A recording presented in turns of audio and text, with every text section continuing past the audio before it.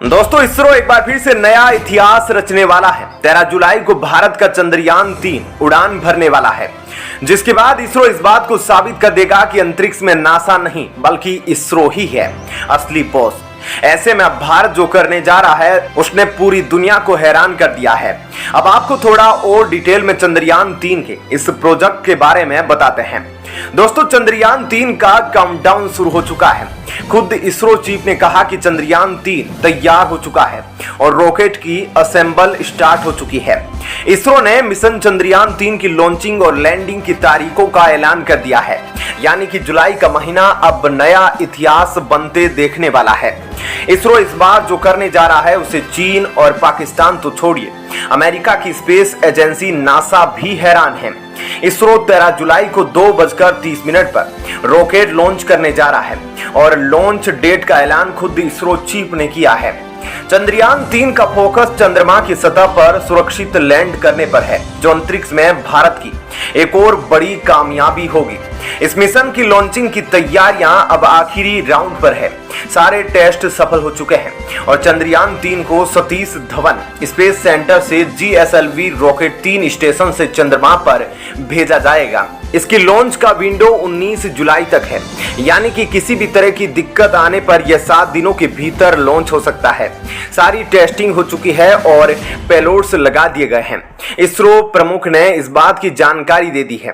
पिछली बार विक्रम लैंडर के साथ जो हुआ वह इस बार नहीं होगा, क्योंकि चंद्रयान 3 के लैंडर की लैंडिंग तकनीक में बदलाव किया गया है, यानी कि चंद्रयान 2 वाली गलतियां इस बार भी नहीं होगी। चंद्रयान 3 की लैंडिंग तकनीक को नए तरीके से बनाया जाएगा।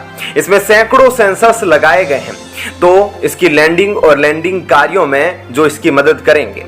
आपको बता दें कि यह मिशन भारत के लिए काफी ज्यादा जरूरी है और इस मिशन के पूरा हो जाने से भारत दुनिया में पहली बार यह साबित कर सकता है कि वह किसी भी से कम नहीं है।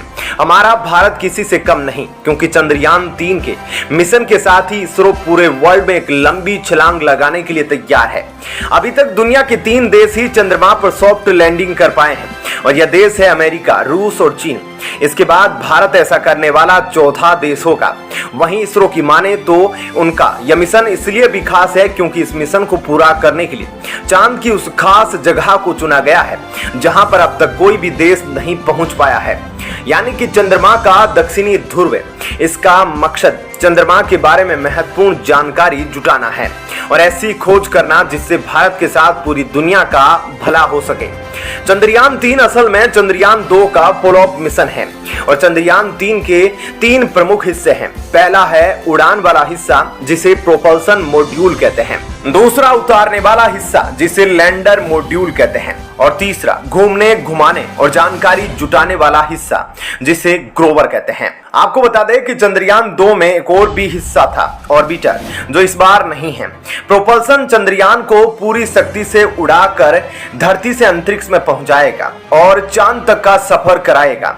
चांद पर पहुंचने के बाद इस यूनिट का काम बंद हो जाएगा और फिर काम करेगा लैंडर। उस पूरे सेटअप को चंद्रमा की जमीन पर उतारने का काम और अपने साथ लेकर उतरेगा रोवर को। रोवर में 4 चक्के होंगे और एक खास रोबोट है जो घूमेगा, फोटो खींचेगा, वीडियो बनाएगा और कम शब्दों में कहे तो वहां की सारी जानकारी को जुटाएगा। तो ऐसे में दोस्तों इस मिशन के सक्सेसफुली पूरा होने के बाद भारत नई ऊंचाइयों को हासिल कर लेगा और साथ ही इसरो का नाम दुनिया भर में गूंजेगा। ऐसे में आप सभी की नजरें इस चंद्रयान 3 मिशन पर टिकी हुई है, तो इस खबर के बारे में आपकी क्या राय है हमें कमेंट करके जरूर बताएं। अब आपको बताते हैं ऐसी ही एक और बड़ी खबर। दोस्तों एक तरफ जहां चीन का सामना करने के लिए भारत के साथ श्रीलंका भी आ गया है। भारत की मदद करने के लिए भारत ने श्रीलंका की उस समय मदद की थी जब श्रीलंका चीन के कर्ज में बहुत ज्यादा डूब गया था और अब उसी बदले में श्रीलंका भी भारत की मदद करने के लिए सामने आ गया है। तो वहीं दूसरी तरफ भारत का सीक्रेट प्लान भी अब दुनिया के सामने आ गया है, जिससे पूरी दुनिया हैरान है। चीन पाकिस्तान तो अब मैदान छोड़कर जाने की तैयारी कर रहे हैं। क्या है ऐसे में पूरी खबर? दोनों खबरों के बारे में हम इस वीडियो में विस्तार से जानते हैं। दोस्तों श्रीलंका के राष्ट्रपति ने अब चीन को ऐसा जवाब दिया जिससे चीन को काफी बड़ा झटका लगा है। श्रीलंका के राष्ट्रपति ने अब साफ साफ कह दिया कि वह चीन के साथ कोई मिलिट्री एग्रीमेंट नहीं करेंगे।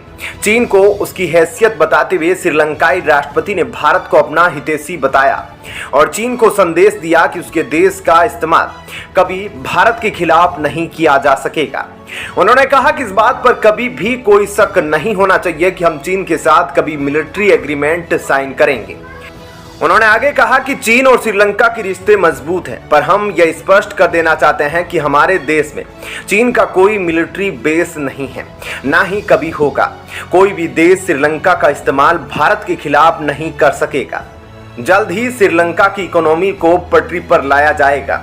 श्रीलंका तटस्थ देश है और हमने भारत को कई बार भरोसा दिलाया है और इस बात को भी मैं दोहरा रहा हूं कि हमारे देश से भारत के खिलाफ कोई खतरा पैदा नहीं होने दिया जाएगा और कोई भी देश श्रीलंका को बेस के तौर पर इस्तेमाल नहीं कर सकेगा।